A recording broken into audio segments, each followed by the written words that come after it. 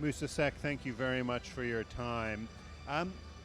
We just heard a very interesting conversation about agriculture, and what interested me is that so many discussions about agriculture in Africa concentrate on it as a way to achieve lots of employment for lots of people.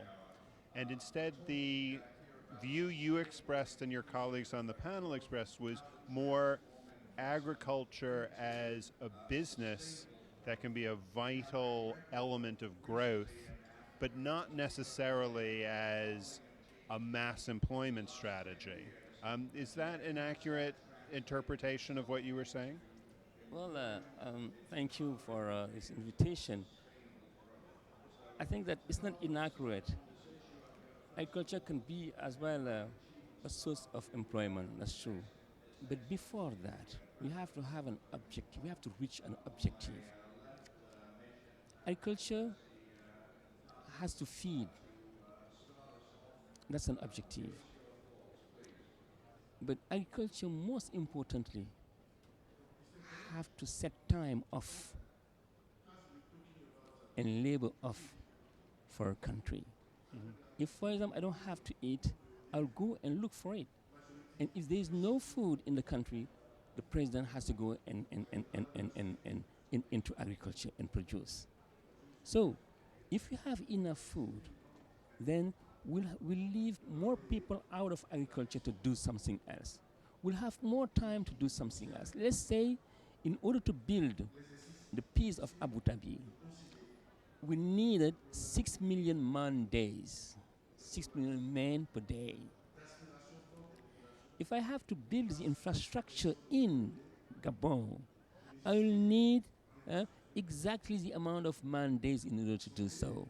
But if I have an entire program in the country, let's say if I have 100 million man days needed, yet I have 70% of my people in agriculture, yet they're not producing enough even for themselves. So what's going to happen? It means that I will never reach my program.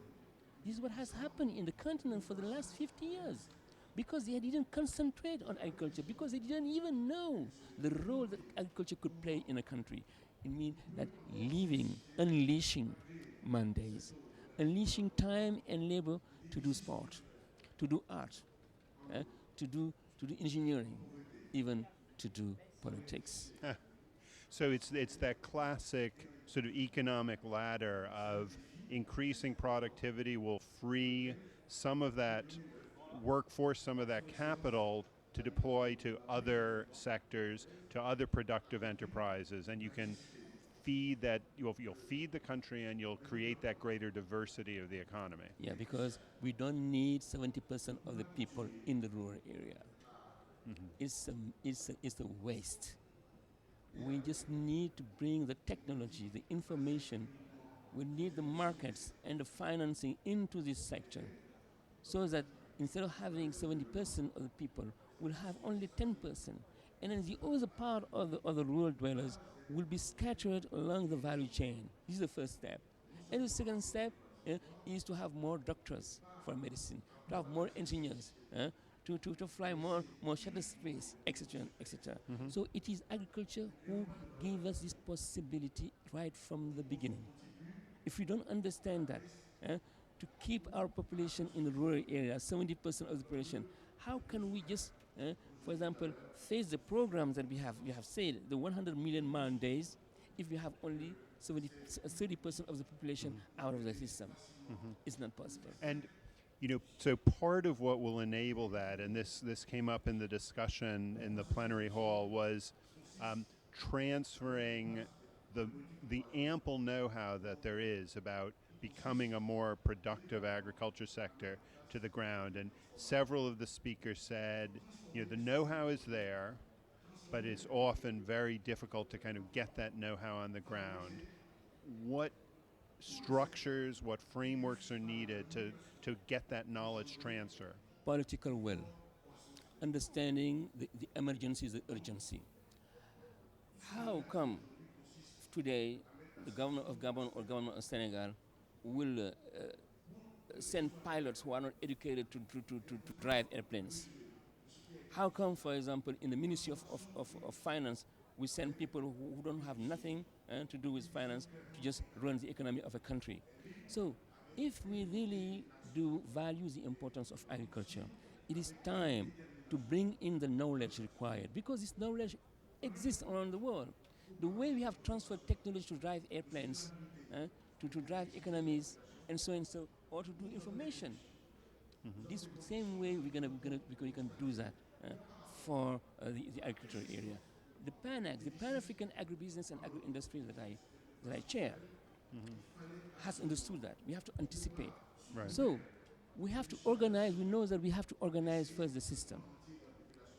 We have to organize the farmers, everybody in the value chain, and then give them 4 elements: information, the technology. If you are growing rice, we're going to give you the entire technology that is needed to grow rice. Markets, for example, we are developing today the first stock exchange in the continent.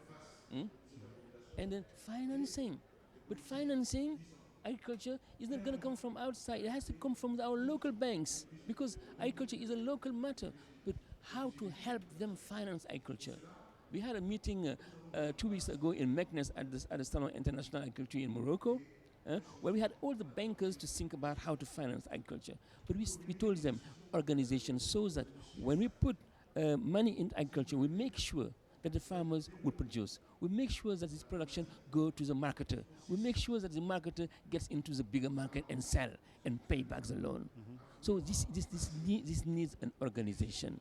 So today, agriculture in the continent, we are aware, but we must be more aware. The head of states should understand that this is vital.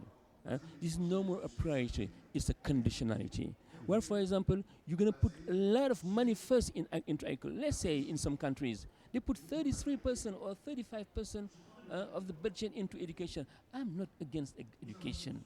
But the thing is, if you are not eating, how can you understand anything in class? How even can you go to class? That's the why, for example, many young dwellers aren't going to school, because they don't have enough food to eat. So if we solve this problem first, then we're gonna attack the other problems and issues. It doesn't mean that we'll stop everything and then do agriculture. No, we'll go and do everything, but knowing that agriculture is no more a priority, but a conditionality. Look, in Africa, the highest GDPs in agriculture are the highest GDPs in economy.